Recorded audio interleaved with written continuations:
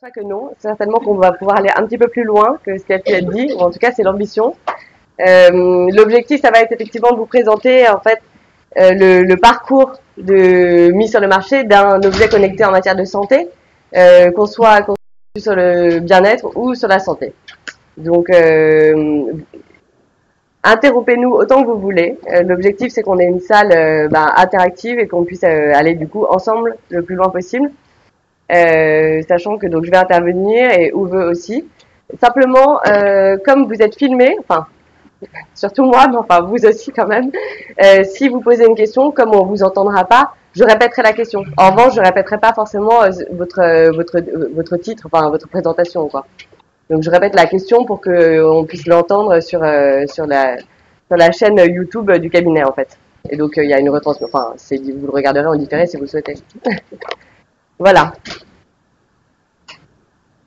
Donc j'interviens ce matin, j'ai le grand honneur d'intervenir avec Uwe Diegel, qui s'occupe qui est CEO de iHealth, qui est le premier fabricant d'objets connectés en matière de santé dans le monde.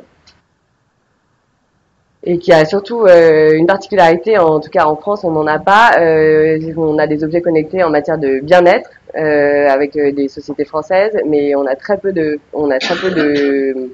connectés santé en tant que tel. En fait, beaucoup restent à la frontière, cherchent à rester à la frontière par crainte justement de tout le réglementaire associé au côté santé.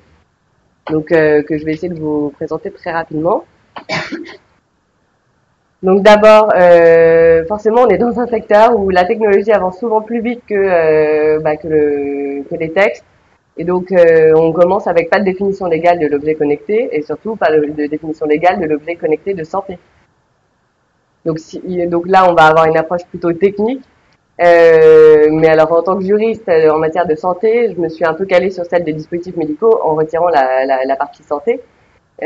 Donc, on peut considérer qu'un objet connecté, ça va être tout instrument, appareil, équipement, matière, parce qu'aujourd'hui, il peut y avoir comme des petits timbres, produits ou autres articles utilisés seuls ou en association, y compris les accessoires logiciels. Donc, qu'est-ce qu'ils ont comme particularité, ces petits matériaux? C'est qu'ils sont connectés, donc ils sont dotés de capteurs et ils communiquent via un réseau. Alors, sur le plan de l'approche économique, c'est un peu pareil, c'est un peu flou parce qu'on est aux confins de plusieurs secteurs économiques. Celui de la santé, celui de la e-santé, qui va être qui va être, ça dépend comment on entend la définition de santé, mais en tout cas, la e-santé va être plus large que la télémédecine, parce qu'on n'a pas seulement des actes médicaux dans la e-santé, ça couvre le domaine médical au sens strict, non pas le domaine médical au sens strict, mais le domaine très large et divers du médico-social. On va être aussi sur le secteur de la santé mobile. Donc, effectivement, on le verra plus tard avec les applications de santé qui constituent aujourd'hui possiblement des DM. C'est des secteurs qui se santé et M-santé, forcément qui s'entrechoquent, et bien-être, qu'on appelle Quantified Self, donc mieux se connaître en mesurant des données relatives à son corps. Alors sur le plan juridique, ce qui est intéressant, c'est de voir qu'en 2009, le législateur souhaitait placer le patient au cœur du système de santé. Et finalement, de facto, avec ces nouvelles techniques, le patient s'y retrouve au cœur du système de santé. Pas forcément de la manière dont le législateur l'avait appréhendé, mais enfin, effectivement, aujourd'hui, on voit que le patient est proactif, et notamment grâce aux objets connectés de santé. Enfin, donc, on peut relever qu'on est à nouveau aux confins de plusieurs régimes. On va avoir le régime informatique et liberté, forcément, puisqu'il y a le traitement de données à caractère personnel. Et s'il s'agit de données de santé, il y a effectivement une réglementation particulière de ce point de vue-là, et également sur l'hébergement. Et puis, on va avoir le droit de la santé, forcément, si on est dans le secteur santé, avec toute la réglementation relative aux dispositifs médicaux, au secret professionnel, au secret médical, en fait, à la télémédecine, On va avoir la problématique du droit de la sécurité sociale, selon qu'on souhaite s'inscrire dans une prise en charge. Et puis on va avoir évidemment tout ce qui peut être aussi B2C, c'est-à-dire droit de la consommation, etc., qui peut s'appliquer potentiellement. Donc c'est pour ça que j'ai 3 petits points. Il y a beaucoup d'autres régimes. Donc la difficulté aujourd'hui, quand on rentre dans ce secteur-là, c'est d'appréhender toutes ces couches successives de réglementation et du coup d'arriver à se positionner correctement de sorte à concevoir de la manière la plus sûre possible le matériel qu'on souhaite mettre sur le marché. Donc là, c'était juste une petite fleur qui présente quelques objets connectés, on va dire branchés. Euh, alors, cette semaine, on avait entendu parler d'un dongle qui permet en 15 minutes de déceler qu'on est porteur du VIH ou de la syphilis. Donc, il y a des appareils encore beaucoup plus aujourd'hui que ceux que j'avais retenus, beaucoup plus sophistiqués et beaucoup plus porteurs pour l'avenir. Donc là, c'est ceux qui sont habituellement, effectivement, qui sont déjà habituellement commercialisés. Certains d'entre eux, pas évidents à qualifier. Donc j'y reviendrai juste après. Donc quand on souhaite mettre sur le marché un objet connecté de santé au sens large, c'est-à-dire bien-être ou santé, il faut d'abord se poser la question de savoir effectivement je recueille des données, ou l'appareil permettra de recueillir des données plutôt. Euh, Comment ces données constituent-elles des données de santé? Et en fait, c'est à contrario qu'on pourra dire, si on n'est pas dans les données de santé, on va être dans les données de bien-être. Et c'est une question qui n'est pas simple. Donc, le premier check, ça va être de vérifier si on est bien dans des données de santé, pas de santé, des données à caractère personnel. Parce que si les données ne sont pas à caractère personnel, ou en tout cas ne permettent pas une identification, on va le voir dans la définition, déjà là, on sort de tout ce qui est informatique et liberté.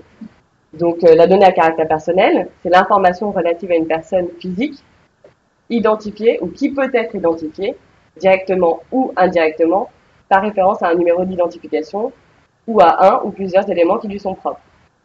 C'est l'article 2 de la loi informatique et liberté qui date de 78 et qui sera certainement mis à jour après le règlement européen qui devrait bientôt voir le jour. Donc, plus particulièrement, quand on est dans les données à caractère personnel, les données de santé à caractère personnel, qu'est-ce que c'est? Alors, une fois de plus, on n'a pas de définition légale, ça ne simplifie pas la tâche. Donc, on avait d'abord une vieille jurisprudence de la CJCE qui avait qualifié ces données comme des informations concernant tous les aspects, tant physiques que psychiques, de la santé d'une personne. Là, c'est large, ça ne nous apprend pas grand-chose. Si ce n'est que effectivement tout le monde souhaitait avoir une vision extensive de la notion et ce pour protéger autant que faire se peut la vie privée des personnes concernées. En 2010, on avait la Conférence nationale de la santé qui a précisé un peu la définition. Les données de santé sont des informations sur l'état de santé et les maladies d'un individu ou d'une population donnée, mais aussi sur des éléments qui peuvent déterminer l'état de santé des maladies. Donc c'est là que ça ouvre le champ des possibles avec tout ce qui est objet connecté. On voit bien que déterminer l'état de santé des maladies, si on collecte des données même de bien-être sur une période très importante, comme il peut y avoir des variations dans l'état de santé de la personne, forcément ça peut donner des indications. On va voir ces données de bien-être évoluer. L'ASIP Santé en 2012 a qualifié la donnée de celle de santé comme celle susceptible de révéler l'état pathologique de la personne. Donc cette définition-là, à mon sens, elle permet aux fabricants de l'objet connecté, en fait, de mieux se positionner parce que si on peut toujours se poser la question de savoir quid si les données sont hackées. Est-ce que elles permettraient de révéler l'état pathologique d'une personne? Si oui, il y a tout lieu de penser qu'on est dans une donnée de santé à caractère personnel. Sinon, effectivement, là, a priori, ce ne sont pas des données sensibles, particulièrement protégées. Donc cette définition, elle était finalement, ça n'allait pas être très éloigné de celle du projet de règlement européen. Donc c'est tout aujourd'hui en l'état, dans le projet de règlement européen, la donnée de santé, ce sont les données de santé sont toutes les données à caractère personnel relatives à la santé physique ou mentale d'une personne ou à la prestation de services de santé à cette personne. Parce qu'effectivement, le fait de savoir qu'une personne reçoit des soins, forcément la place euh, comme étant possiblement souffrant d'une pathologie, et donc ça va savoir qu'on est dans la donnée de santé.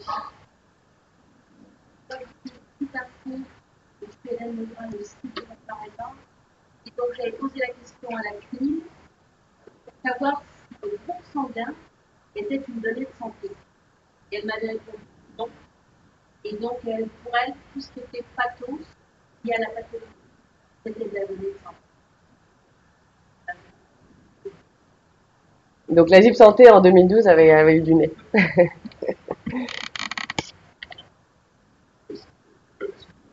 Très intéressant comme information.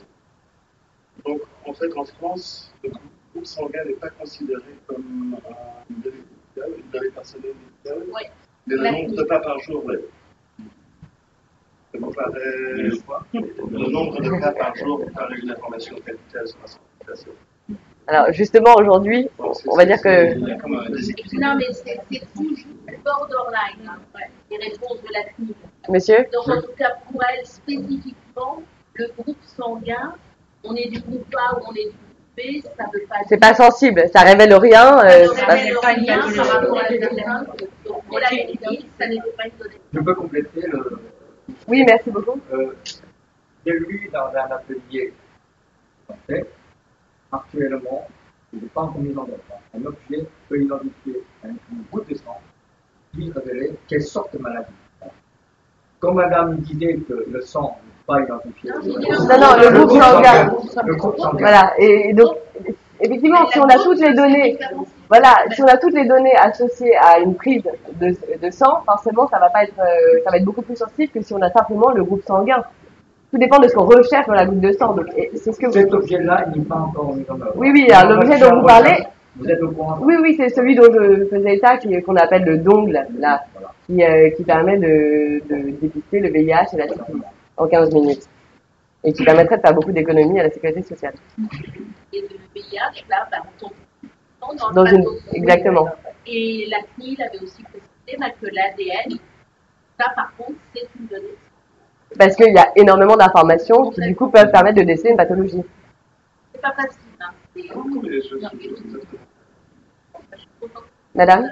Vous pouvez être très précis, le groupe sanguin, la donnée groupe sanguin n'est pas une donnée à caractère. Les données analyses sanguines sont des données à caractère personnel. Ça, c'est ce que... Et alors, Uwe, merci pour la polémique. Mais s'agissant des pas, aujourd'hui, la mesure des pas, tout dépend, effectivement, et ça on le verra, de la finalité pour laquelle ces données sont recueillies. Donc ça fait partie de mon deuxième créneau. Et il y a des cas, effectivement, où ça peut, du coup, les données peuvent constituer des données de santé, et des cas où non. Et donc ça va dépendre de la finalité pour laquelle elles sont recueillies. Donc, ce que je vous disais rapidement tout à l'heure, c'est que donc, quand on a un objet connecté avec un traitement de données à caractère personnel derrière, par le fabricant ou par un tiers, il faut d'abord se poser la question de savoir est-ce qu'on est dans la santé, et ensuite raisonner à contrario et voir si on est dans le bien-être du coup. Donc, si on n'est pas dans la santé, on est dans le bien-être, mais avec une limite, qui est celle finalement que Uwe a relevé, c'est que des données de bien-être, elles peuvent, selon la fréquence de transmission des données et la variation sur une certaine période, révéler des éléments sur la santé d'un individu. Et donc, c'est effectivement ce qu'avait relevé le groupe 29, que vous connaissez bien, le groupe de travail sur les données à caractère personnel, dans son document sur le développement de l'Internet des objets. Donc, soit on est dans la donnée de santé parce qu'effectivement, ça révèle un état pathologique. Si on l'est pas, on est dans la donnée de bien-être. Sauf à ce que les données soient recueillies avec une fréquence et permettent de voir une variation et donc pathologie. Voilà, il faut vraiment se poser la question de la pathologie. C'est ça? Je suis en lien avec ceci. Il faut aussi considérer dans plusieurs données qui ne sont pas considérées comme des données agrégats de données sur le groupe, la typologie, le groupe sanguin, il suffit également d'avoir une autre donnée qui elle-même donne une information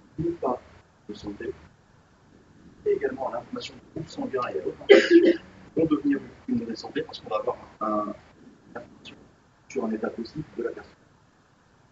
Ça aussi, c'est quelque chose qui va aussi, même si on prend un objet qui ne compte pas individuellement, capteur de sur la tâche. Après, il y a le recoupement des données, c'est ça effectivement que la CNIL a bien relevé, c'est que quand on recoupe des données, même si à la base ce ne sont pas des données sensibles, tout ensemble, elles peuvent effectivement révéler pathologie ou devenir sensibles en tout cas. Même chose pour les données personnelles. Exactement. À l'origine, certaines données qui ne sont pas personnelles, agréger les numéros, par exemple le nom d'une société et la fonction, par exemple chez Areva, il y a plein de films, donc indirectement, ça devient ma donnée personnelle. Voilà, exactement.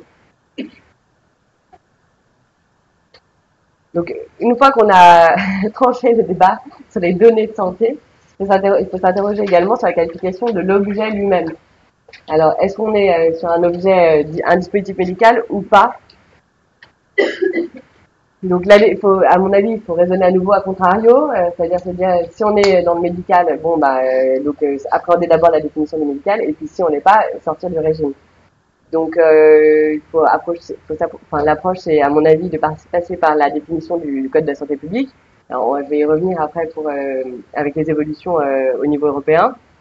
Mais aujourd'hui, c'est donc ce que j'avais pris sur le plan technique, tout instrument, appareil, équipement, matière, produit ou autre article utilisé seul ou en association, y compris les accessoires et logiciels. Donc ça, c'est essentiel pour tout ce qui est application mobile, logiciel, nécessaire au bon fonctionnement de celui-ci, destiné par le fabricant à être utilisé chez l'homme à des fins médicales. Donc là, c'est les finalités médicales. Et on a le décret qui a précisé les fins. Donc ça peut être diagnostic, prévention, contrôle, traitement, atténuation de la maladie. Ensuite, pareil pour blessure ou handicap, processus physiologique ou maîtrise de la conception. Et alors c'est là qu'on va voir que dans certains cas, la finalité médicale, elle n'est pas évidente pour certains. Je vais peut-être m'arrêter là pour prendre un premier exemple. On se dit finalité médicale, bon bah voilà, est-ce que en fait ça va nous sert pour me traiter? Est-ce que si oui c'est un DM, sinon ça n'en est pas un. Mais par exemple, quid du pilulier électronique? Le pilulier électronique, on se dit bah il a une finalité médicale, il me permet de suivre un traitement. Mais quand on prend le décret, stricto sensu, ça vous permet pas, c'est pas le pilulier qui vous traite, c'est les médicaments qu'il y a dans le pilulier. Donc c'est le premier, ça s'applique pas. Le second, compensation d'une blessure ou d'un handicap, pareil, c'est pas le pilulier, c'est pas un pansement, enfin voilà. Ensuite, on a la même chose pour anatomie, étude ou remplacement ou modification d'anatomie ou processus physiologique encore moins. Et maîtrise de la conception, pareil. C'est que de manière indirecte qui va permettre effectivement d'avoir une finalité médicale. Donc, comment est-ce que dans ce cas-là on procède? Et ben là, on voit que il faut avoir une approche. On peut avoir une approche, en tout cas, les autorités sont pas donnent des indications, mais on a la moitié des fabricants qui se sont positionnés sur le médical et la moitié des fabricants qui se positionnent sur le bien-être. Et dans ce cas-là, on a un argument marketing fort pour ceux qui se positionnent sur la santé, parce que en termes de fiabilité, on n'a pas le même gain.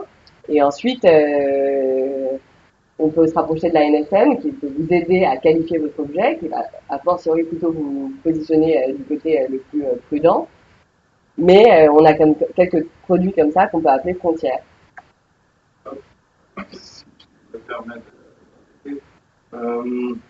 Pour moi, il y a une différence vraiment chronique entre un produit médical et non médical. C'est un produit médical, il y a un standard de validation de l'appareil. Donc, un gluconètre est validé selon un standard ISO 527-2013, un standard de précision de mesure. Il n'existe pas de standard de validation pour les podomètres, parce que les podomètres, par définition, pour être précis, devraient être adaptés à une population. On ne peut pas faire un podomètre qui est applicable à tout le monde. Si on veut un podomètre précis, il faudrait que j'en fasse un pour les gens qui sont à la PC, un pour les gens qui traînent la tête gauche, donc un tensiomètre est par exemple validé sur un protocole de validation de la ESH ou de la BHS. Il y a des protocoles existants pour certains. J'ai une autre compagnie qui s'occupe du transport des médicaments sensibles. santé, qui est un milieu très important. Je suis moi-même diabétique, tout le monde le sait, et je pense que tu sais que toute l'insuline doit être transportée à une température de 8, donc conservée pour. Est-ce que le frigo qu'on utilise à la maison est un instrument médical? Parce qu'il t'aide à conserver ton insuline. Donc, si on utilise cet argument, on ne peut pas dire qu'un pilier est un instrument médical. C'est une aide au traitement, mais ce n'est pas du tout un instrument pour l'éducation médicale. Je sais que la frontière entre la maladie et le bien-être est tout doucement entre ces deux. Mais pour moi, un diagnostic médical, c'est le traitement des maladies chroniques. C'est l'hypertension, c'est le diabète, la sclérose en plaques. Ça, c'est du matériel médical. Pour le mettre, ça ne sera jamais.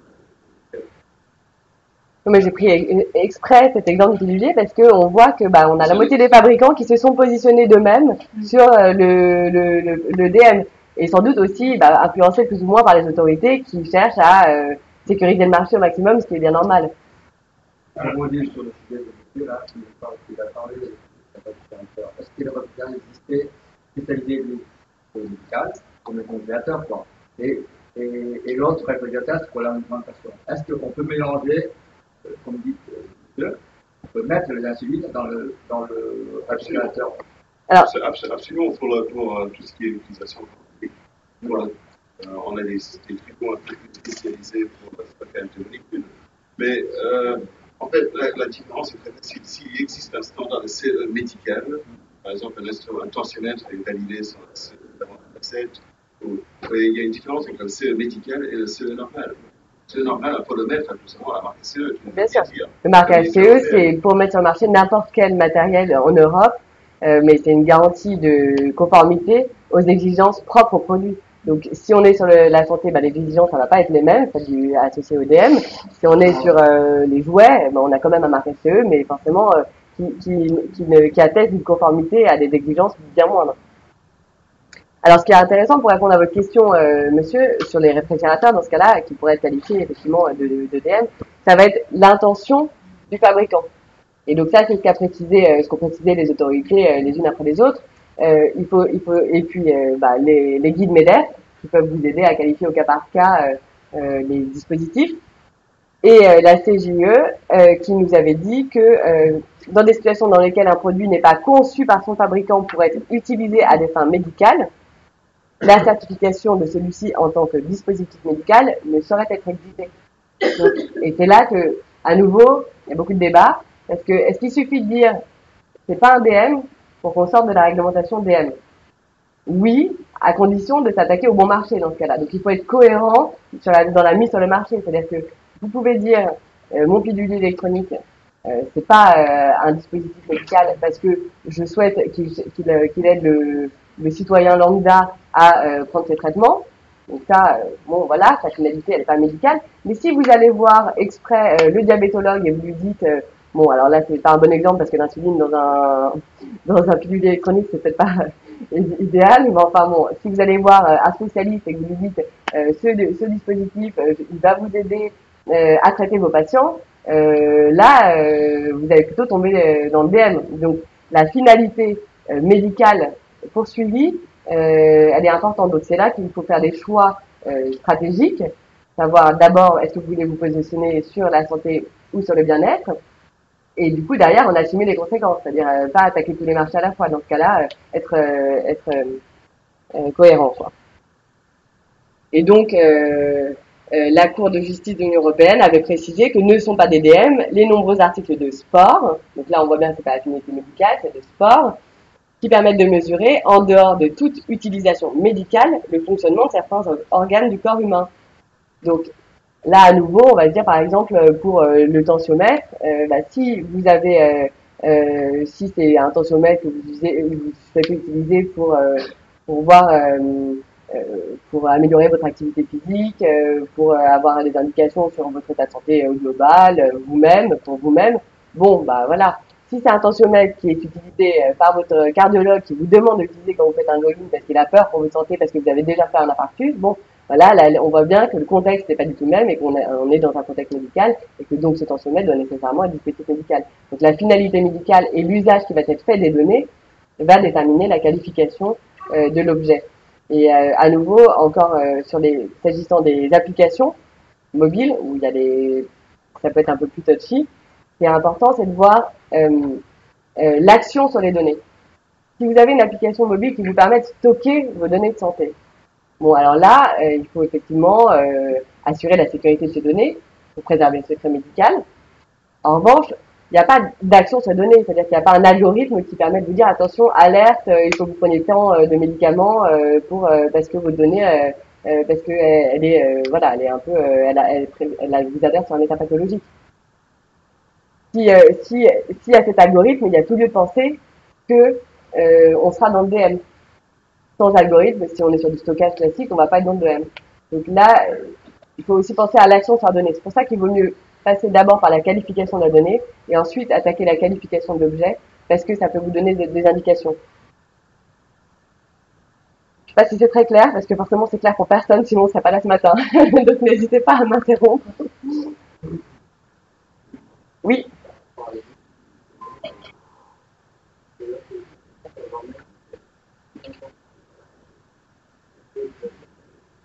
Voilà, alors aujourd'hui, du coup, les fabricants, ceux qui veulent se positionner sur le bien-être, ils mettent des disclaimers et ils disent attention, moi, mon appareil, il est fait pour les loisirs, donc si vous l'utilisez, c'est pour les loisirs. Donc là, aujourd'hui, on est du coup bien-être versus santé. Sous réserve que l'appareil soit pas de manière, comment dire, évidente, médicale. Alors il y a des cas où évidemment une pompe à insuline, évidemment c'est médical. Bon, mais quand sur les produits frontières, en tout cas, oui. Alors et ça va aller, ça pourrait changer en revanche avec le projet de règlement européen sur les dispositifs médicaux qui a retiré la notion de, enfin, dans son projet en tout cas, il n'y a plus de spécifiquement destiné au médical. Donc en fait, votre disclaimer qui dit vous êtes, c'est un objet de loisir, son usage doit être uniquement loisir, il pourrait ne plus être valable. Donc il faut aujourd'hui appréhender quand vous mettez sur le marché votre dispositif les choses de manière un petit peu plus stricte encore que jusqu'à présent. Désolé. Mais spécifiquement aujourd'hui ça tombe, donc votre disclaimer ne vous préservera pas forcément contre une haute qualification que celle que vous aviez anticipée. Mais en tout cas à date, aujourd'hui, la plupart du temps, sauf à ce que la qualification soit évidente en tant que VM, vous pouvez, par un disclaimer, décider que vous êtes sur le marché du bien-être. Alors, une fois de plus, il faut être cohérent et pas aborder les médecins dans ce cas-là, ni les cliniques, enfin, il faut savoir à qui on s'adresse. On s'adresse dans ce cas-là souvent en B2C plutôt.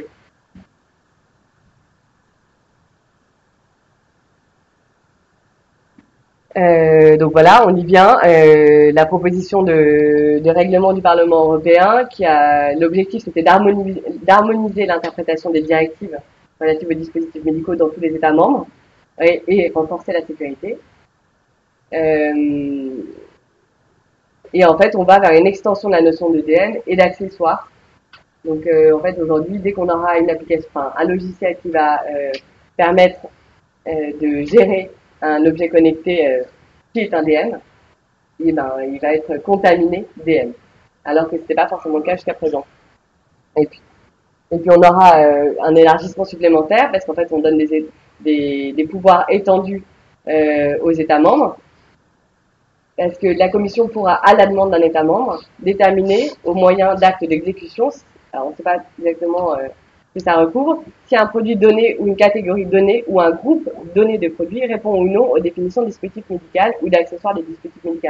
Donc ça veut dire que possiblement on aura des indications sur telle famille de produits, bah, c'est un DM. Donc quand vous y allez, bah, vous savez qu'il faut vous conformer à la réglementation en vigueur, qui ne devrait pas faire forcément très peur, mais qui aujourd'hui bah, effectivement prennent un certain nombre d'initiatives.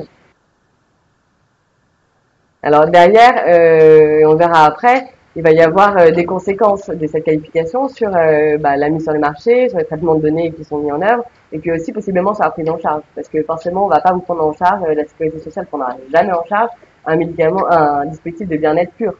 Là une fois de plus, il faut penser en amont de la conception, quel marché vous voulez attaquer, quelle ambition, quel business model quoi. Donc si on est sur si les données qui sont traitées par l'objet connecté sont des données à caractère personnel, mais a priori pas de santé, là il va falloir suivre les recommandations générales de la CNIL, enfin le régime de droit commun de traitement de données à caractère personnel, tel qu'il ressort de la loi informatique et liberté, tel qu'il ressort du projet de règlement européen. Donc là, je vais y revenir brièvement tout à l'heure. Et là, on avait eu le G29 sur justement l'Internet des objets, qui avait émis quelques recommandations générales avec un objectif, faire des pratiques vertueuses un avantage concurrentiel. C'est vrai que si vous vous positionnez d'entrée de jeu avec un dispositif privacy by design ou privacy by default, vous êtes plus tranquille, c'est un argument marketing fort. C'est-à-dire que le patient, pardon, en l'occurrence c'est pas le patient parce qu'on est en caractère personnel et pas de santé, mais l'utilisateur va être rassuré sur la manière dont vos données pourront être traitées une fois qu'elles seront collectées. Donc là, je vous ai rappelé les différentes recommandations générales. Donc il y avait ces deux grands principes qui sont repris par le projet de règlement européen. Il y a une étude de risque à faire en amont, c'est-à-dire avoir bien anticipé sur ce qu'on collecte, pourquoi, comment et quels sont les risques associés. La suppression des données au plus tôt après la collecte. La conservation uniquement de données agrégées. Le respect des droits des personnes. Quand on dit droits des personnes, du coup, c'est la possibilité d'accéder aux données, de les modifier ou de les supprimer, enfin de les faire supprimer, faire modifier, on va dire. Donc c'est ce qu'on appelle le data empowerment. Et l'information aux personnes concernées avec des méthodes user-friendly. C'est vrai que c'est pas toujours aujourd'hui très facile d'accès, ces informations-là. Et la même information sur l'objet connecté et l'application de pendant. Parce que si vous l'avez sur l'un ou l'autre, forcément vous n'êtes pas informé de la même manière. Donc ça, c'est les recommandations du G29. Et là, il y en a encore quelques-unes. Informer les utilisateurs sur le type de données collectées par les capteurs et la manière dont elles sont traitées et combinées. Là, on rejoint la notion de recoupement. Offrir à l'utilisateur un choix de granularité. Donc, le type de données collectées, le moment et la fréquence de la collecte. Et qui puisse avoir joué là-dessus, c'est-à-dire un do not collect, ou en tout cas paramétrer et modifier la granularité. En cas de retrait du consentement ou d'exercice du droit d'opposition, le fabricant il doit avertir les autres parties impliquées. Voilà, donc là, quand vous vous positionnez là-dessus, c'est vrai qu'aujourd'hui, a priori, vous êtes compliant avec la réglementation informatique et liberté en vigueur et à venir. Ce sont les recommandations françaises. C'est le groupe G29, donc c'est tout, voilà. Mais ce sont les recommandations, pas encore la loi. Non, mais en fait, la loi, le projet de règlement européen reprend ces mêmes principes. Et je vais le voir juste après. J'ai plusieurs classes en ce moment, les hébergeurs de santé en France, aux États-Unis, la NHS en Angleterre, j'ai un cloud anglais. Et je suis en train de trouver que maintenant je suis en train de dérouler dans 30 pays différents. Et chaque pays a ses propres demandes de sécurité. Et c'est très très compliqué en ce moment. En tout cas, dans cette musique, la musique, parce que la loi elle change presque actuellement dépendant des pays. Alors, est-ce que tu penses que d'ici 2 ans, 3 ans, on va avoir un standard européen qui va tout unifier ça? Alors, pour le traitement des données à caractère personnel, je parle pas des données de santé, hein. Parce qu'effectivement, là, toi, la question, elle est plus données de santé. Pour le traitement des données à caractère personnel, a priori, depuis la directive de 95, c'est relativement harmonisé. Mais ça va l'être encore plus, et ça va être plus sécurisé avec le projet de règlement européen. En tout cas, je parle sur votre gouverne parce que vous me regardez avec un air. On va dire. Non, c'est peut-être qu'on a une filiale en Allemagne, on a un activité qui est obligatoire en Allemagne. Il faut dire que l'Allemagne fait partie de l'Europe, mais la loi fédérale allemande sur la protection, elle est strictement à l'opposé. Nous, c'est la protection de la vie de l'être humain, eux, c'est la sécurité informatique. On collecte par exception de la vie personnelle, alors qu'en France, on collecte vraiment l'Allemagne est très différente. Pas de mesure de règlement communautaire, quand même, il faut beaucoup sur la loi allemande, pas complètement harmoniser tout ça. Bon, en tout cas, c'est l'ambition affichée. Je reviens sur le cloud de suite. Comme que le cloud, ça fait différent. C'est normal parce que d'après le CNIL, d'après la loi française, on ne peut pas exporter les données patients au pays étranger. Alors, c'est protégé. pour répondre à la deuxième partie de la question, effectivement, c'était du coup, est-ce qu'on va harmoniser les traitements de données de santé à caractère personnel, parce que justement, Uwe faisait état de la particularité française sur l'hébergement agréé. Alors, le projet de règlement européen, vu qu'il n'est pas dédié aux données de santé, il n'est pas prévu une harmonisation là-dessus.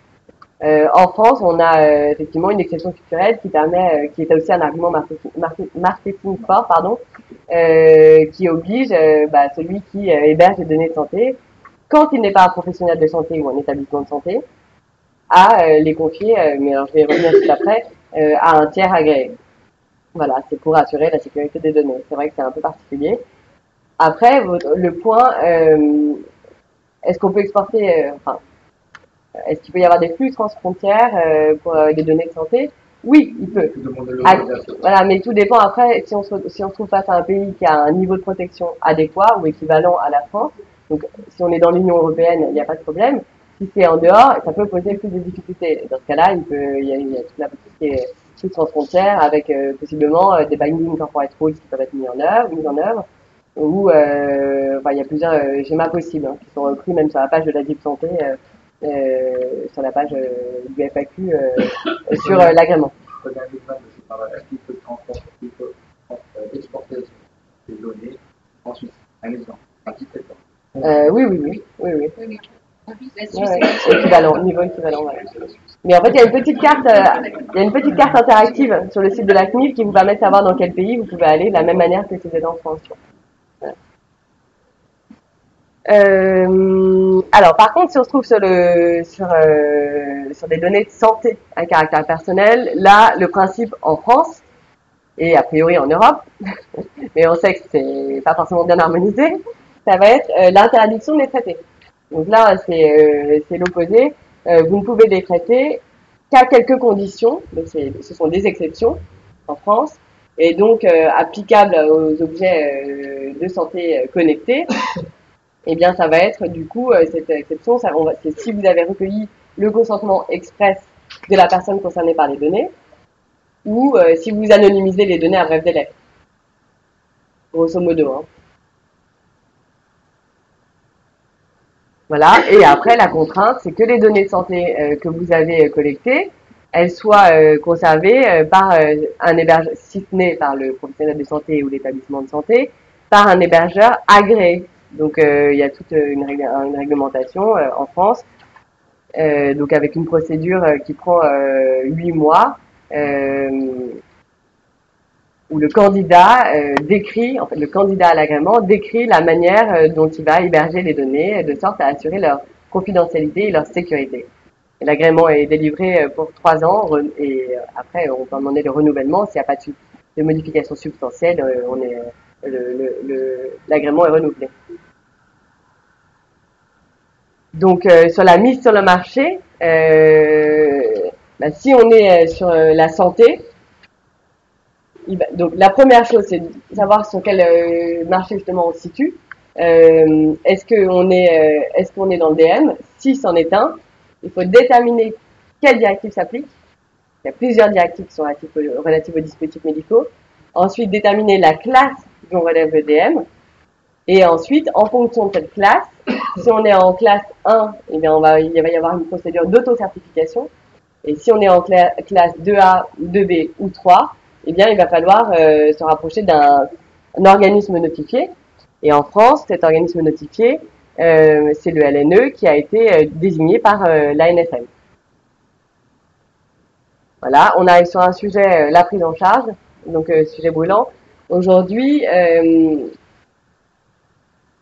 il peut y avoir, c'est parfois un peu curieux la manière là où on en est aujourd'hui en tout cas. Le bilan, c'est, on n'a pas beaucoup d'objets connectés de santé qui sont pris en charge par la sécurité sociale. On a, ceci dit, par exemple, une petite exception, mais alors c'est là que c'est assez curieux, c'est qu'on a par exemple le logiciel de télésurveillance des pompes cardiaques rythmiques qui est inscrit depuis 2012 sur la liste des produits et prestations remboursables et donc qui est pris en charge. En revanche, l'acte de télésurveillance par le professionnel de santé qui a équipé son patient, lui aujourd'hui il n'est pas pris en charge. Donc il y a un soulèvement des cardiologues en ce moment. Pour l'instant, chez les policiers, oui. C'est les policiers? Oui. D'accord. J'ignorais. J'ignorais. Rapidement, parce que vous voyez une fille de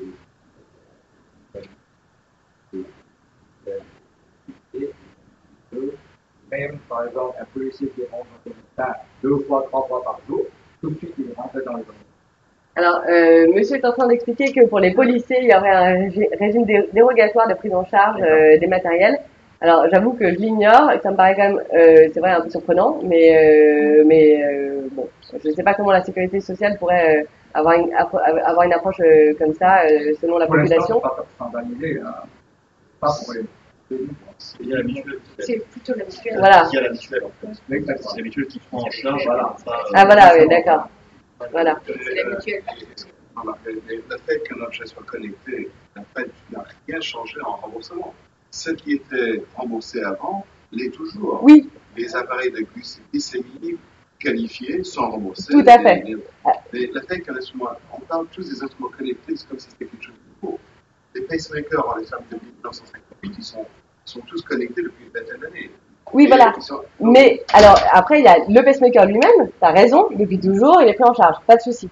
Il y a le logiciel qui permet de faire remonter des données. Lui, c'est que depuis 2012 qu'il est inscrit sur la liste des produits et prestations remboursables. Et il y a l'acte de télésurveillance par le médecin qui, lui, n'est pas encore inscrit alors que ça devait l'être. Donc, il y a aujourd'hui, effectivement, tu as raison sur les dispositifs, rien de nouveau sous le soleil. C'était déjà inscrit, ça l'est toujours. Mais il y a le logiciel qui permet de remonter les données, et c'est là parce qu'on est sur un objet connecté, c'est un peu particulier, et il y a la prestation du professionnel de santé associée, est-ce qu'elle va être prise en charge. Donc aujourd'hui, on voit que, bah, par exemple, pour la télésurveillance, il y a des propositions qui sont faites avec des forfaits, mais que bah, c'est pas évident pour la sécurité sociale de mesurer justement l'adéquation de ce forfait à la réalité des actes qui sont dispensés, en tout cas en ville. Voilà. Donc, il y a, pour la prise en charge, on a des... Aussi éviter les fraudes. Bien sûr, parce que c'est beaucoup plus difficile de contrôler ce type d'acte-là qu'une consultation médicale lambda. Ensuite, bah, on a le financement de quelques, justement, actes de télémédecine qui sont pris en charge dans le cadre d'expérimentation aujourd'hui, mais c'était ce qu'avait prévu la loi de finances de sécurité sociale de 2014, dans 4 régions et sur 4 ans. On a eu un arrêté qui a effectivement autorisé aussi sur la rétino, je sais pas sur la rétinopathie, voilà, la prise en charge d'actes de télémédecine, mais ça reste exceptionnel et puis on voit qu'effectivement la manière dont cette prise en charge est actée, donc par voie d'arrêté, c'est pas évident. Ou décret, c'était. Voilà, c'est pas le mode le plus simple. Voilà. Et on a des financements par des ARS, par exemple, s'agissant justement des actes de télésurveillance des prothèses rythmiques cardiaques.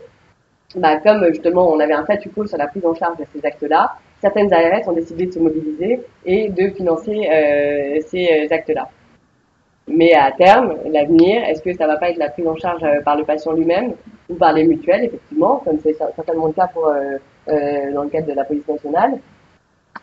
Donc, bah, c'est peut-être plutôt là-dessus qu'on se dirige vers un modèle plus américanisé, quoi. Une petite chose justement en complément. On parle des 4 jours, c'est les territoires de soins. Non, c'était bien avant. D'accord. Ouais. Ça, nous, en tant qu'intégrateur et opérateur de ce monte ce type de cas. Il y a aussi un autre acte. Et là, je parle bien de cas qui prend en charge pour en termes de médecine. Et on a aussi, il me semble, du point de vue du décret 2012, pour les néphrologues, tout ce qui peut être en assistance de la assistance en IDM, est également pris en charge, en tout cas qui est toléré. Dans le cadre d'une expérimentation, je crois. Ça c'est clair. Mais c'est vrai que nous, on sur les régions métropolitaines, en défense en télémédecine, mais on a aussi, forcément, ce que cache, c'est que la technologie, la manière de l'intégrer sur le système d'information qu'on sait faire, les solutions sont là. Là, en effet, ce blocage est assez. Quel business model? Parce que derrière, on compte énormément de choses qui ont été investies. Et pour l'instant, on est quasiment à 80% plus sur des budgets d'État, ou en tout cas de motifs. Voilà. Mais aujourd'hui, c'est vrai que ça pourrait être un service à valeur ajoutée pour les mutuelles que proposer ça à leurs patients, comme on le fait dans d'autres pays, ce que Uwe détaillera peut-être un peu plus tard. Bon, il y a d'autres modèles économiques que la prise en charge par la sécurité sociale, qui tôt ou tard, de toute façon, interviendra pour certaines prestations. Quand on voit aujourd'hui effectivement les expérimentations PSN, donc territoire de soins numériques, on voit que la CPAM, elle est associée à, en fait, il y a eu 80 millions d'euros répartis sur 5 projets portés par des ARS, donc des agences régionales de santé, pour développer des outils qui facilitent, qui permettent une meilleure prise en charge et une meilleure coordination des soins. Et donc, dans le cadre de la mise en œuvre de ces outils sur ces 5 régions, eh bien, il y a des comités de pilotage en quelque sorte qui sont mis en œuvre, qui regroupent à la fois les ARS, les groupements de coopération sanitaire qui sont les bras armés des ARS, et puis aussi la CPAM, pour voir quels bénéfices sur la prise en charge et sur les coûts de prise en charge ces solutions connectées vont permettre. Et s'il y a effectivement bénéfice avéré à la fin de l'expérimentation, donc on va être là, ça va c'est sur 4 ans également, donc TSN, une fois qu'il n'y a plus de financement, eh bien, une fois que l'enveloppe de 20 millions d'euros est dépensée, grosso modo, eh bien, dans ce cas-là, est-ce que la sécurité sociale prendra le relais? Possiblement, si on a vu que ça permettait de faire des économies. Est-ce que ce seront les mutuelles? Possiblement, si on voit qu'il y a, par exemple, l'utilisateur est très, s'il y a un vrai gain en termes d'utilisation et que c'est très bien accueilli et très bien, ça peut être dans ce cas-là un vrai avantage concurrentiel ou un vrai avantage marketing pour les mutuelles. Ou est-ce que ce sera par le patient lui-même parce qu'il considérera de même qu'il souhaite acheter un iPhone ou il souhaite acheter un objet connecté que il en a besoin et que ça améliore son quotidien. Voilà. Donc le champ des possibles est ouvert et on est aujourd'hui au début de TSN. Et certainement que d'ici 2016, ce sera beaucoup plus carré. Enfin, on aura les idées plus claires sur ce sujet-là, quoi. Voilà, prospective rapidement. Ensuite, je vais laisser la parole à Uwe. On a un plan d'action pour la santé en ligne 2010-2020 de la Commission européenne, qui avait simplement souligné la nécessité de disposer d'un cadre juridique clair et qui souhaite instaurer des garanties de sécurité spécifiques et adaptées. Le livre vert de la Commission européenne, qui consiste en des questions sur les enjeux relatifs à la protection des données et à la sécurité des données sanitaires. Et elle a annoncé surtout un cadre juridique pour la télémédecine d'ici 2020. On a les travaux du CNOM, donc certains d'entre vous étaient certainement la semaine dernière à la matinée débat sur la santé connectée, où à nouveau le CNOM a émis quelques recommandations. L'objectif pour lui, c'est, sur tout ce qui est application mobile de santé surtout, ça va être de définir le bon usage de la santé mobile au service de la relation patient, donc mettre mettre en place des bonnes pratiques comme la HAS peut le faire pour le traitement des maladies, promouvoir une régulation adaptée, graduée et européenne. Donc là, à ce sujet-là, ce qu'il faut dire quand même, c'est que l'ambition en France, en tout cas, ça va pas être de créer une réglementation supplémentaire pour les DM. On a une réglementation DM qui existe, qui s'applique et qui va évoluer à la marge avec le règlement européen. Voilà.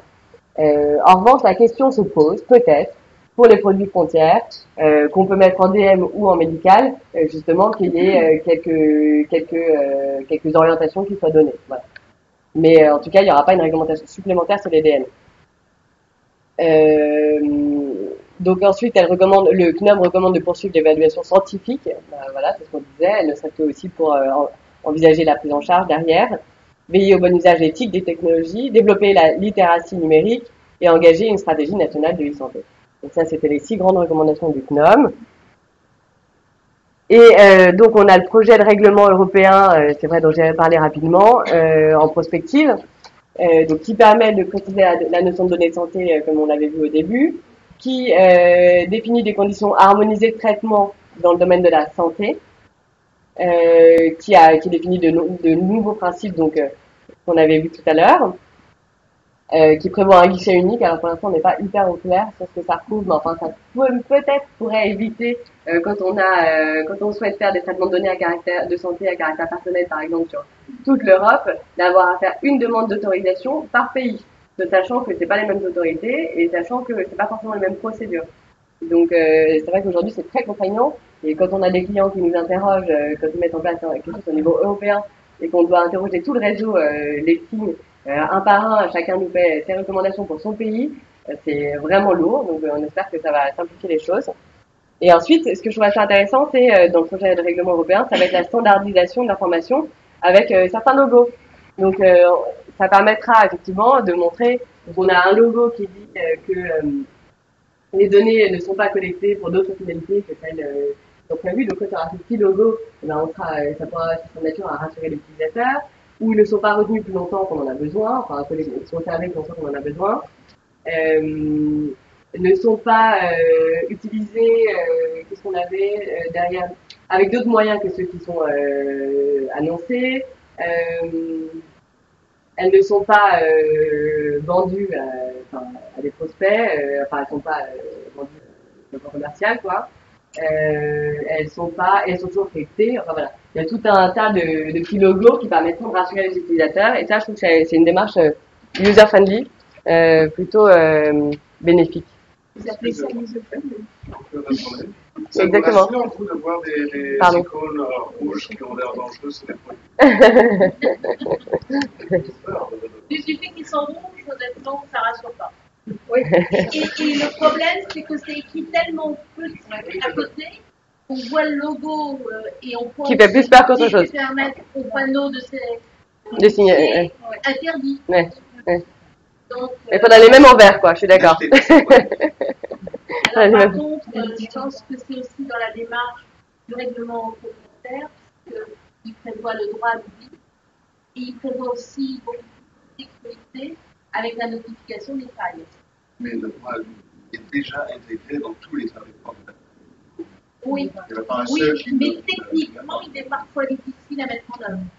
Au jour d'aujourd'hui, si on tape son nom sur Google, on est époustouflé de voir le nombre de résultats qu'on a, et on se dit, vous avez participé à une réunion, moi c'est arrivé ça, vous avez participé à une réunion du CIRES en 1970. Et qu'est-ce que je vois? Elle était là. Vous avez les réunions à l'âge de 4 ans. On a un peu plus? Je peux compléter dans l'information supplémentaire. Vous parlez tout à l'heure de data et un logiciel que chacun est en train de faire. Pour l'instant, on n'est pas encore mis en œuvre.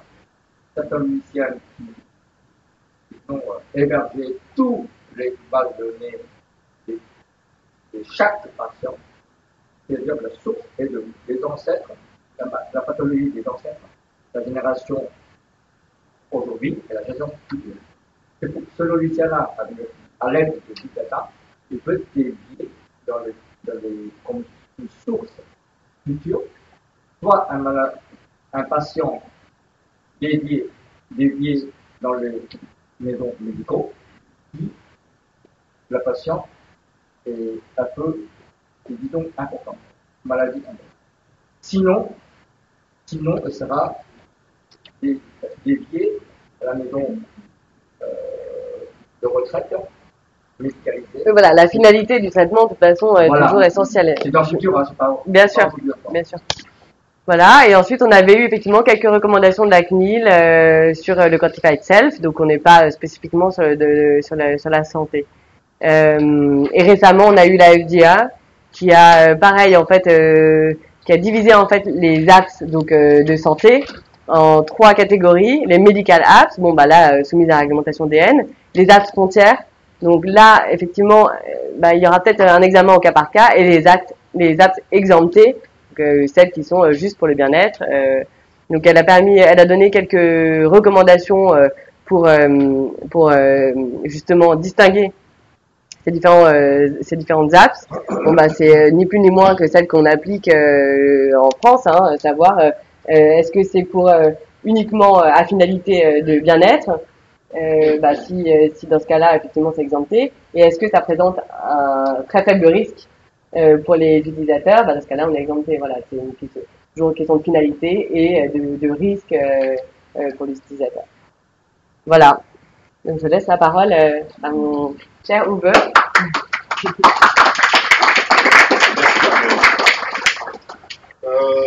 Je m'excuse d'avance pour mon français, qui est un peu rustique. Tu permets que j'enlève ça ou ça? Et si vous me posez des questions, je risque de vous tutoyer. Je n'ai pas encore le réflexe du vouvoiement, parce que j'ai appris à parler le français au Québec, donc j'ai énormément de difficultés à vouvoyer les gens. Merci. Donc je m'appelle Uwe, je suis fabricant de matériel médical depuis une vingtaine d'années. J'ai mes usines en Chine. Je suis surtout ce qu'on appelle un fabricant OEM, en sous-marque. Donc je fabrique grosso modo à peu près 50% de tous les appareils médicaux qui sont vendus en Europe. Je fabrique pour Boehrer, Medicana, AEG, Leica, etc. Excusez-moi, je vais lancer ça. Donc le marché de la sous-marque, il est conduit par le prix. C'est un marché qui est vraiment pas très intéressant parce qu'il y a toujours quelqu'un en Chine qui va être 5 centimes moins cher. Donc j'ai vu ce marché devenir de moins en moins intéressant. Mais ça fait quand même depuis 20 ans, depuis 1995, que je fabrique des instruments de santé validés. Et si on regarde l'histoire de la médecine, c'est une histoire française. Je suis fier d'être français. Moi, j'aime la France beaucoup plus que la grande majorité des Français. Pour moi, c'est un privilège d'habiter ici. Si vous voyez cette magnifique photo, c'est la première photo connue d'une mesure de la tension artérielle prise à l'hôpital de la Pitié-Salpêtrière en 1911. Ici, on voit le professeur Lacaise, professeur Lacaise, professeur Laubry, ils se ressemblent tous. C'est des petites barbichettes. Dans le temps, prendre une mesure de la tension, c'était un acte médical. L'instant n'était pas du tout banal comme c'est l'est aujourd'hui. Aujourd'hui, la technologie, comme Marguerite a dit au début de sa présentation, est en train d'évoluer trop vite. Et elle dépasse en fait le cadre réglementaire. Et c'est là où on a un problème aujourd'hui, c'est qu'on est constamment en train d'essayer de rattraper les technologies du futur. On parle, aujourd'hui, il y a ce concept qu'on appelle l'homme de Milan. Moi, je suis personnellement convaincu que d'ici 15 ans, l'hypertension n'existera plus. En 15 ans, on va vous injecter avec des nanorobots qui vont se nourrir de plaques et de cholestérol, qui vont roto-router vos artères. Et donc, l'hypertension n'existera plus. En Israël, ils sont en train d'imprimer des cœurs en 3D. En Russie, ils font un pancréas en 3D à partir de cellules souches. Donc, ce qui nous paraît presque impossible est presque une réalité aujourd'hui. Moi, je suis né d'une génération qui n'avait pas de smartphone. Je n'avais pas de téléphone. Quand j'ai acheté mon premier ordinateur, il n'y avait pas d'Internet. Aujourd'hui, vous achetez un ordinateur, vous savez qu'il va y avoir Internet dessus. Moi, je me rappelle, j'étais tout excité quand j'ai acheté mon premier 56K modem. L'Internet 2 fois plus vite, c'était extraordinaire. Et aujourd'hui, chaque année, les ordinateurs deviennent de plus en plus puissants, la technologie. Bon, et ça cause des problèmes pour nous, en tant que réglementaires, en tant que fabricants d'appareils médicaux. Pour parler, comme je vous dis, j'ai fait depuis 20 ans des appareils de santé. Et la santé connectée, en fait, c'est un accident. C'est une erreur. Ça a commencé parce que pour parler du futur de la santé, maintenant, il faut regarder ce qui s'est passé dans le passé. En 2008, moi, j'ai eu un événement magique qui s'est passé dans ma vie, qui a tout changé. C'est que j'ai acheté mon premier iPhone. Je sais que ça paraît stupide. Au début, il n'y avait rien. Steve Jobs a dit que la lumière soit. Et la lumière fut. Mais moi, je me rappelle distinctement d'avoir acheté cet appareil. C'était magnifique. On ouvrait la boîte, même le cellophane était parfaitement droit. Et ce qui m'avait surtout frappé, c'est que le premier iPhone était livré sans livret d'instruction et avec la batterie préchargée. Donc moi, je savais intuitivement que je devais seulement presser ce bouton et que ça allait fonctionner. Et on s'est dit, ça c'est cool. On veut faire des trucs cool comme ça. Et c'est comme ça qu'on a basculé, en fait. L'idée, c'était pas de partir sur la santé connectée.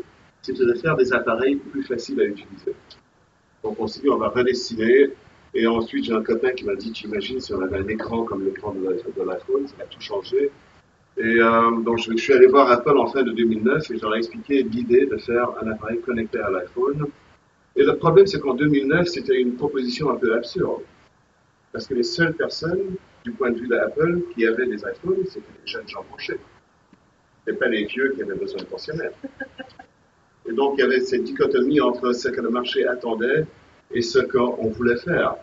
Et donc, de toute façon, Apple nous a dit, allez-y, nous ont ouvert le protocole, et on a lancé une nouvelle génération. ce qu'on appelle iHealth aujourd'hui. Ça, c'est du vieux, c'est du plastique. Aujourd'hui, ça n'a pas d'importance. Ça, c'est ce que j'appelle iHealth 1.0, ou la santé connectée 1.0. On prend des appareils, on envoie les données à travers une plateforme tactile et qui permet à l'individu de mieux comprendre sa pathologie. Tensiomètre, glucomètre, de pointe, tout ce qui prend les signaux du corps et les traduit d'une manière tactile et intelligente en utilisant une plateforme tactile. Qu'elles soient Android, iOS et tout qui est pareil. Donc ça, c'était la première génération qui a très bien marché et c'était vraiment le lancement de ce qu'on appelle aujourd'hui la santé connectée en 2010.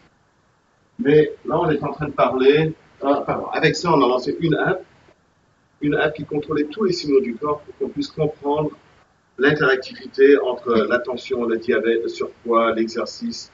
Chaque année, tout le monde, le 31 décembre, prend les mêmes décisions stupides. Cette année, je vais perdre du poids. Cette année, je vais faire de l'exercice. Cette année, je vais faire ceci. Et on sait dans son fort intérieur que ça ne va pas marcher. Parce qu'on sait qu'au mois de février, on va recommencer à bouffer du canard, etc. Mais si tous les jours, vous allez sur la balance et que vous voyez que quand vous perdez 200 grammes, vous voyez votre glycémie baisser, votre niveau de tension baisser, votre niveau d'activité monter, vous vous dites, ça c'est cool. C'est du micromanagement. Les petites décisions tous les jours marchent beaucoup mieux que les grandes décisions stupides qu'on prend le 31 décembre. Donc comment est-ce qu'on peut convaincre les gens de le faire? Et ça a été les premières apps qui permettaient aux gens de vraiment visualiser l'impact d'une pathologie sur une autre. Ça a très bien marché, c'était très bien, mais pour moi, c'est ce que j'appelle encore Connected Health 1.0. Okay? Maintenant, ensuite, depuis 2 ans, on a basculé à la nouvelle génération qui est Connected Health 2.0. L'idée de Connected Health, c'est que tous les appareils parlent ensemble. Le premier système était un système vertical. Les gens, ils avaient un appareil qui était connecté à leur iPhone, qui envoyait directement au cloud, qui leur permettait de revisualiser les données. Mais on ne faisait rien avec les données. C'était plutôt du comptage de bûches. On les mettait sur le cloud et les gens les voyaient dans un autre programme. Avec les deuxièmes générations, on a ouvert les programmes à tout, on a des API ouverts qui permettent de connecter tous les appareils à n'importe quel tierce logiciel, que ce soit Runkeeper, Evernote, bien sûr avec Apple, le HealthKit, donc tous les instruments deviennent connectés, non seulement avec des logiciels, mais avec d'autres appareils. Donc, mes appareils soient connectés avec des instruments de mire en PPCO, que tout fasse partie d'un monde où la data devient plus importante que le produit lui-même. Et ça nous permet de changer la direction de la santé, parce que depuis 20 ans, on fait ce qu'on appelle de la gestion de pathologies chroniques. Mais le futur de la santé, c'est pas de gérer les pathologies, c'est de gérer les patients. Je sais que ça fait un peu cucu, un peu Walt Disney de dire ça, mais 100% des gens qui sont gros veulent perdre du poids. Ça sert à rien de dire à une personne qui est grosse qu'elle est grosse, elle le sait déjà.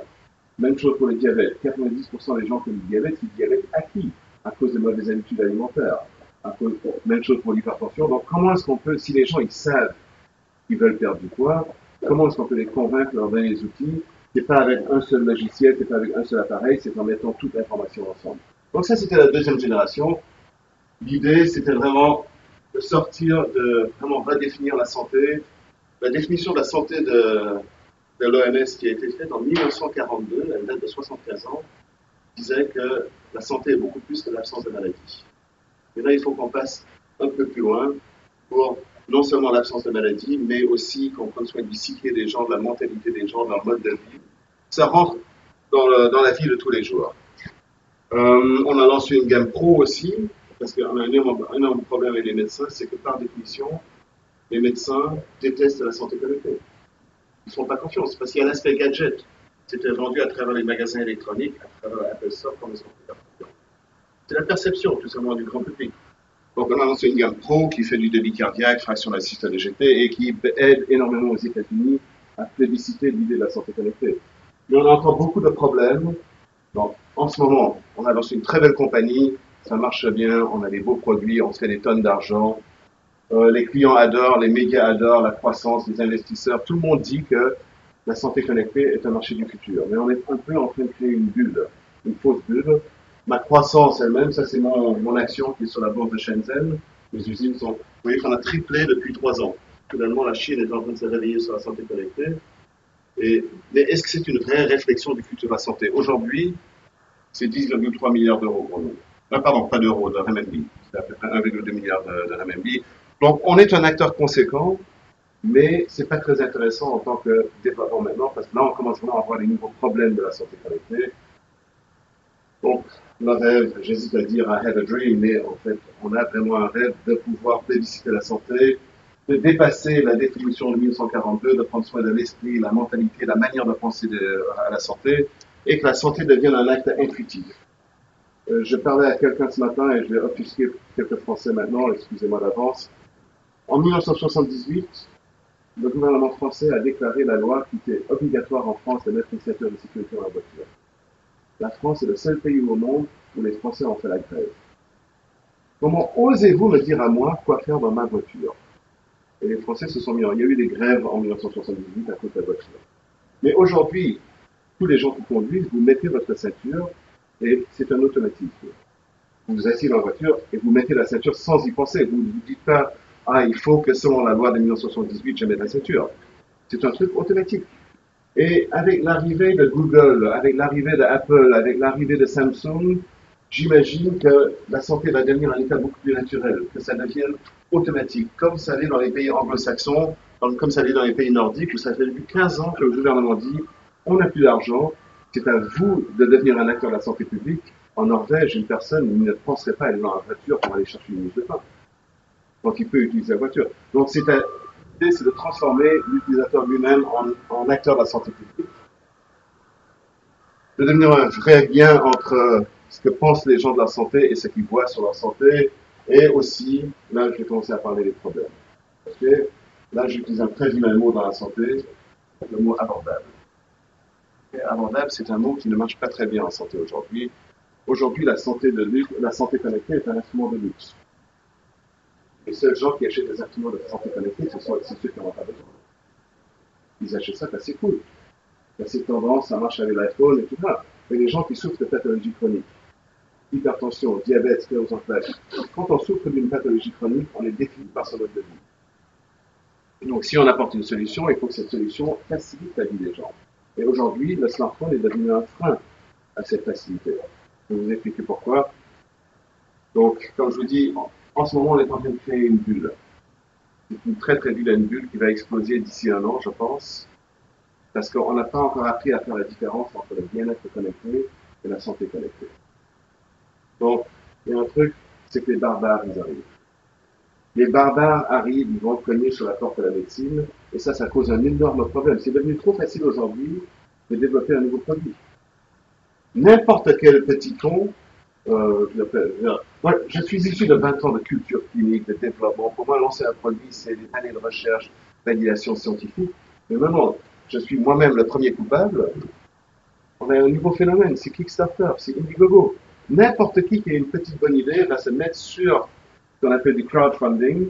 6 mois plus tard, il va sortir un nouveau produit. C'est-à-dire que toutes les 2 semaines, on a une nouvelle fourchette connectée qui fait clic-crac-boom, on a un nouveau tracker d'activité qui fait ceci. Cette année, au CES à Las Vegas, il y avait 116 fabricants de trackers. Ils font tous exactement la même chose. Ils vont tous mourir au mois d'avril. Au mois d'avril, Apple va arriver avec l'iWatch. Et Apple, ils ont tendance à redéfinir le marché. Ils n'ont pas inventé la MP3, Apple. Mais aujourd'hui, il y a iPod, petit fabricant chinois. C'est le marché qui est divisé en 2. Et je pense que tous les petits fabricants de standalone products qui ont fait des projets Kickstarter, et comme je dis, je suis moi-même coupable, j'ai fait plusieurs projets Kickstarter, où si on ne sait pas que le marché va marcher, on met ça sur Kickstarter, on se prend 100 000 €, c'est assez pour lancer une première série. Mais le problème, c'est que avoir une idée, c'est très facile. Ce qu'il faut, c'est savoir à qui on va la vendre, comment est-ce qu'on va la vendre, comment est-ce qu'on va distribuer, qui va l'acheter, etc. Et ensuite, avoir des prochains projets de vrai développement, d'identité, de business, de marque, de validation médicale. Aujourd'hui, comme je vous dis, tous les jours, il y a un nouveau produit qui sort de clic-clac-boom, et on a perdu cette idée de valorisation médicale. C'est devenu plutôt dans les yeux des gens des gadgets. Même, moi, je suis conscient, je suis très copain avec Jacques Lépine, qui est l'inventeur de la fourchette connectée. Je pense que la fourchette connectée est un instrument absolument fabuleux.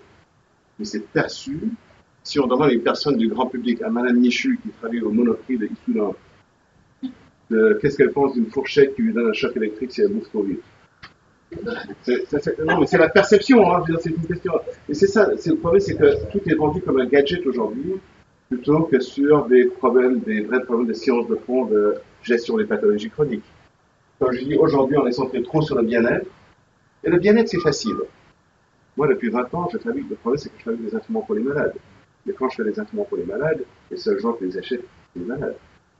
Maintenant, je vends la santé. Et la santé, oui, ça touche tout le monde et tout le monde veut être en bonne santé. Donc, c'est beaucoup plus facile de vendre ça. Mais généralement, les gens qui achètent un tracker d'activité, ils vont le porter pendant 3-4 semaines. Ensuite, ils le foutent dans le tiroir et c'est fini. Mais si vous souffrez du diabète, de sclérose de pathologie chronique, vous allez l'utiliser tous les jours pour le reste de votre vie si ça vous facilite la vie. Donc, il faut recentrer la santé connectée autour du médical. Et pour ce faire, il faut qu'on écoute, il faut qu'on regarde ce que font les patients, il faut qu'on se mette nous-mêmes dans la peau des patients, qu'on pense comme le patient, et il faut essayer de comprendre en fait ce que veut le patient et offrir qu'une chose. Il y a une chose qui est la seule chose qui est importante pour le patient, c'est une relation. C'est ce que cherche le patient final. Une relation utile, fascinante, indispensable, de confiance, on s'en fout, mais il faut bâtir cette relation entre le patient. Et le problème, c'est qu'aujourd'hui, dans la santé, on est en train de perdre cette relation. Parce qu'on est en train de diviser les gens, c'est moi-même, je vais regarder mes données, mais on n'est pas en train de vraiment essayer de comprendre ce que veut le patient. Il veut une relation avec son médecin. Aujourd'hui, plutôt, je vous disais que ça, c'était iHealth, en fait, c'est un mensonge. Ceci n'est pas iHealth. Ceci, c'est du plastique. Ça n'a aucune importance. Mais iHealth, c'est aujourd'hui. C'est ça. Aujourd'hui, on a 2,8 millions d'utilisateurs sur le cloud. Tous les jours, on va leur donner de tension, de diabète, de pathologie, d'exercice. Et bien sûr, elles sont sécurisées. Je ne vais pas rentrer dans un argument sur la sécurité des données parce que ça, on n'en finira jamais.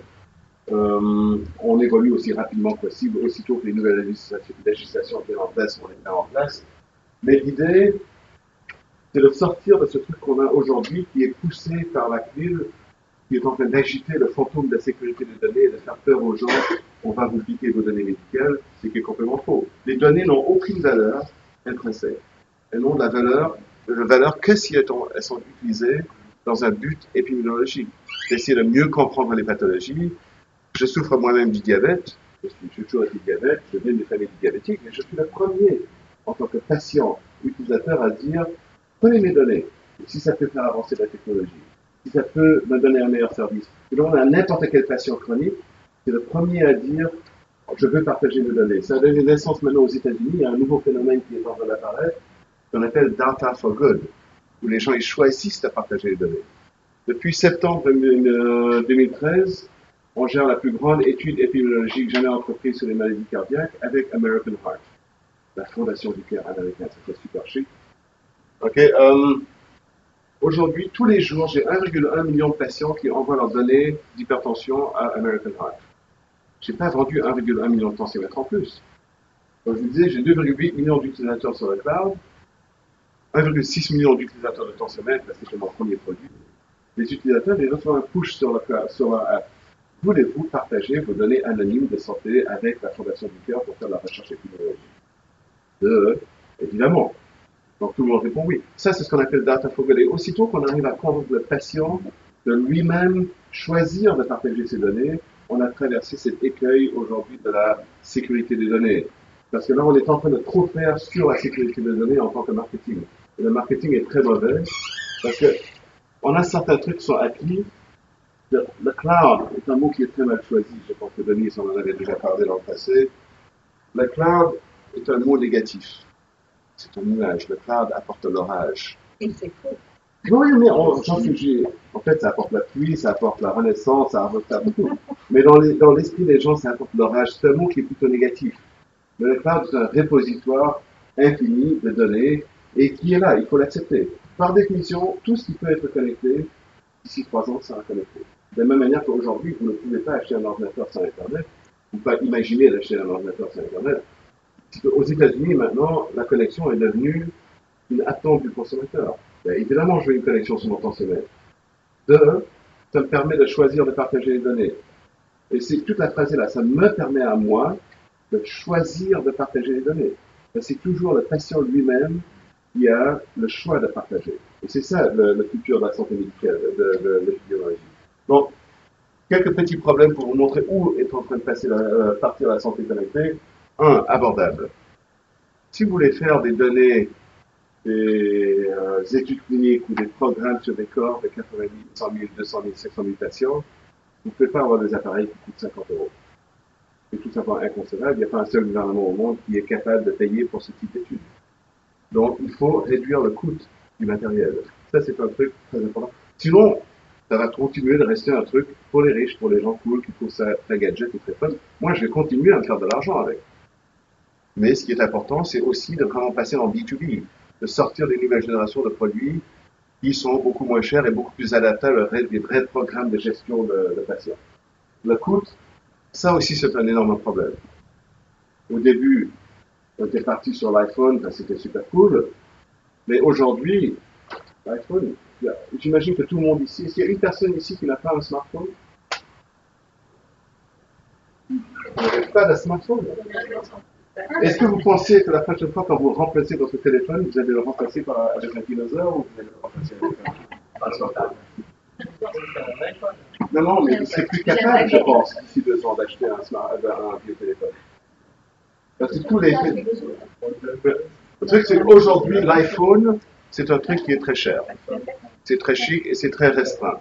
On a l'autre truc, c'est qu'aujourd'hui, il n'y a plus de modèle économique sur les apps. Il y a 1,2 million d'apps sur le iOS, 1,1 million d'apps sur le Google Play. Comment est-ce qu'on peut sortir une app avec un modèle économique qui va convaincre les gens d'utiliser votre app plutôt que les... Aujourd'hui, je pense que, dans l'avant-dernier slide, tu avais dit que le FDA a approuvé 103 applications, 113 ou 103, j'en ai un peu plus, sur 44 000 applications de santé. iHealth a été la première application qui a été approuvée par la FDA, c'est normal. Mais l'approbation du FDA, ça veut dire que mon application est beaucoup plus compliquée à utiliser. Parce qu'on ne peut pas avoir le beurre et l'argent du beurre. La FDA, c'est hyper compliqué. Il faut que l'application fasse ceci, système sécurisé. Donc, elle est moins intuitive qu'une application qui est moins sécurisée. Donc, tout ça, ça va se balancer. Mais ça, aujourd'hui, il n'y a plus de modèle économique pour les applications. Les gens, ils savent plus quoi choisir. Donc, le futur de l'app, c'est purement de faire du service. Il n'y a pas de modèle économique où vous allez lancer une app qui va trouver un remède pour le cancer ou quoi que ce soit. Ça n'existe pas. Il n'y a pas de... Un autre problème, c'est ça, c'est Android. Aujourd'hui, c'est devenu trop facile de fabriquer des téléphones Android. Aujourd'hui, il y a 599 fabricants de téléphones Android. Okay? Il y a 3997 téléphones Android disponibles sur le marché. Donc, c'est impossible de faire un téléphone, une application qui va marcher sur toutes les applications, sur tous les téléphones. Parce que les gens ne réalisent pas qu'avec iOS, Apple, une seule application, ça marche pour tout. Avec Android, vous faites une application Samsung, ça ne veut pas dire qu'elle va fonctionner sur le téléphone LG, ou sur le téléphone Sony, ou sur la BlackBerry. Pour chaque grande marque de téléphone, il faut refaire l'application. Vous imaginez refaire ça 3997 fois? Les seuls qui peuvent faire ça, c'est Google, c'est Safari, c'est des énormes boîtes. Il n'y a pas une seule boîte médicale au monde qui est capable de sortir une application universelle pour tous les téléphones. Et à nouveau, ça restreint le futur de la vraie gestion de la santé, parce qu'on peut pas dire de faire un programme de gestion du diabète, mais que pour les gens qui ont ce type de téléphone. Il faut que ça soit universel. Donc aussi, le fait, c'est que je disais, bon, vous avez encore un dinosaure, un vieux téléphone sans touche. Okay? Le fait est qu'aujourd'hui, tous les téléphones deviennent des téléphones smartphones. Mais est-ce que ça veut dire que tout le monde va acheter des smartphones? Pas vraiment. Dans les pays en voie de développement, ça c'est un téléphone. Ça c'est le téléphone de tous les jours. En Afrique, dans les pays qui ont le plus besoin de la santé connectée, les pays en voie de développement où on a des taux de pathologie tout simplement double ou triple de ce qu'on a ici, c'est ça le téléphone. On a un autre problème, c'est que nous on a en interne CCD. CCD c'est ce qu'on appelle Chinese Collaborative Design. Un autre mot pour ça c'est copie. Okay. Donc ça c'est un téléphone que je viens de trouver en Chine. Je l'ai acheté il y a 2 semaines. C'est le très stylish, le Vodafone Berry. Donc il a un faux logo, on ne le voit pas là, c'est un peu clair, un faux logo BlackBerry, un faux système iOS et un faux logo Vodafone. Et ça c'est en vente aujourd'hui. Ça coûte $56 en Chine, pas cher, mais je ne peux pas faire des applications qui fonctionnent pour ce type de téléphone. Donc ça c'est des gros problèmes qu'on a aujourd'hui dans le futur de la santé. Un, c'est l'affordability, c'est trop cher. Okay? Non-utilisation des smartphones par les gens âgés, parce que même si tous les téléphones deviennent des smartphones, Dans les 5 prochaines années, 20% de tous les téléphones vendus n'iront jamais sur Internet. Parce que les vieux qui achètent des téléphones, des smartphones, ils l'utilisent comme un téléphone. Je suis désolé, ils ne l'utilisent pas pour aller sur Internet. Et à nouveau, la santé, c'est un truc pour les personnes âgées. C'est pas un truc pour moi. Moi, je suis jeune. Il y a trop d'applications, trop de systèmes différents et la peur du cloud. Donc, là, on est en train d'arriver vers ce qu'on appelle Connected Health 3.0.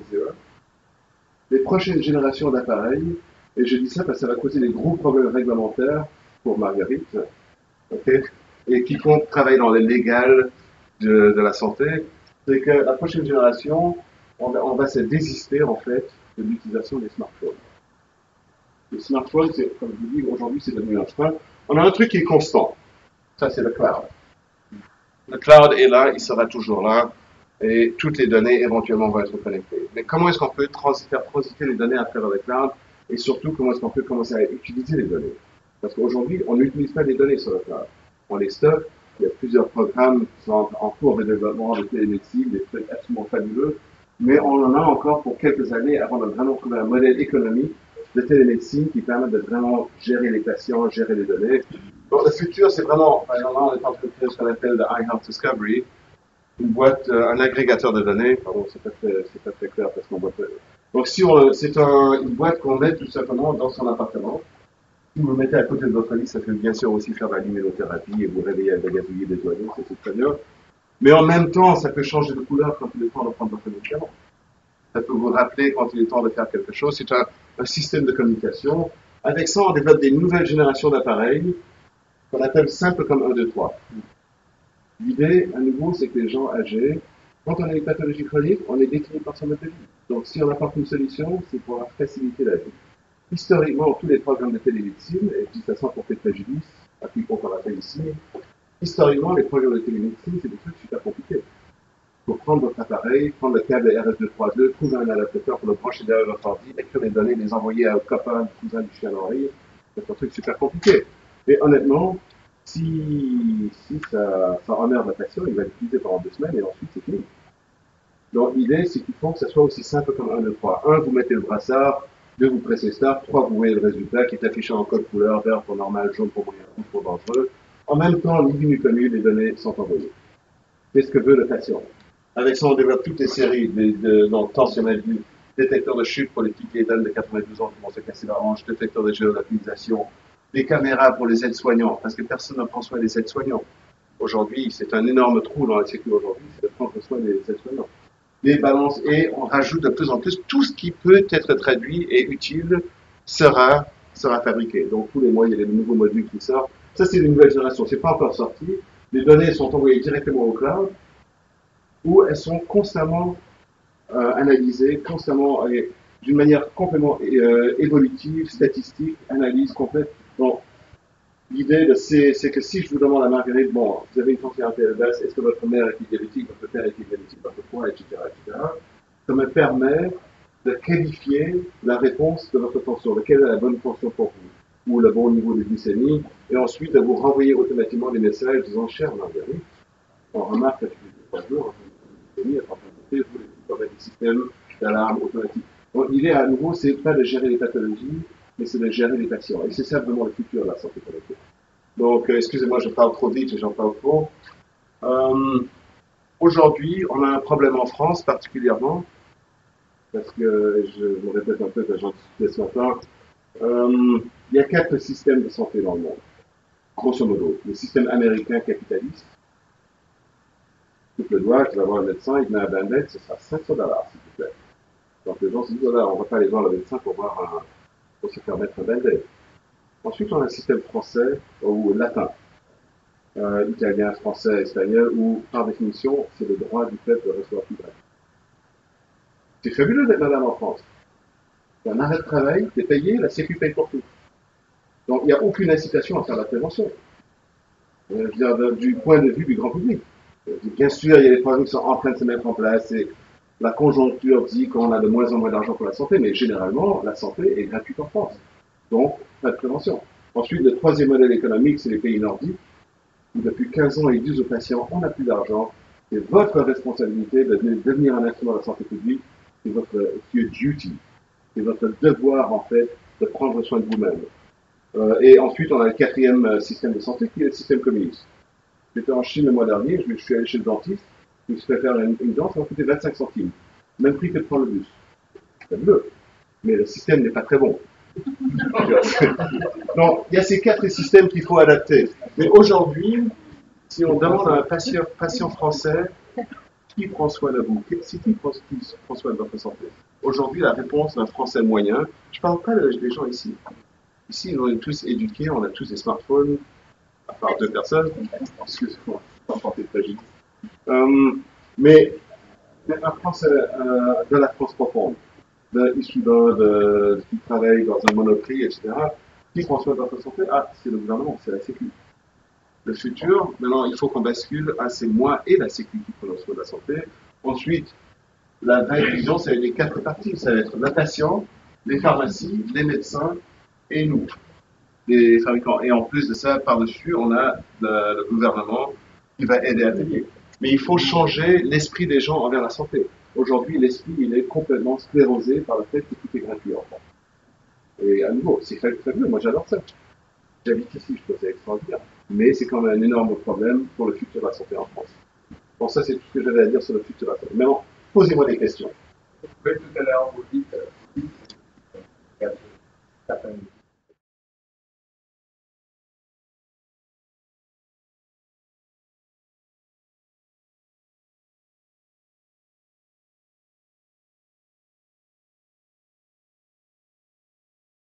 Non, la question, est-ce que mon cloud est sécurisé? Non, Non, ça dépend du pays. Aux États-Unis, je suis certifié sur les normes de HIPAA. Okay? HIPAA, ça veut dire Health Insurance Portability Accountability Act. Ça veut dire c'est un standard qui a été créé que pour empêcher les mutuelles de recevoir les résultats. Mon cloud anglais, il est géré directement par la NHS, par la Sécurité sociale anglaise. Et là, on est en train d'ouvrir un nouveau cloud français avec IDS, qui est un hébergeur de données de santé agréé en France. Donc, ce que je disais plutôt à Marguerite, c'est qu'on ne peut pas danser plus vite que la musique. Tous les jours, il y a des nouvelles lois qui sont en train de sortir sur la sécurité des données, et aussitôt qu'elles se mettent en place, on essaie de les mettre en place aussi rapidement que possible.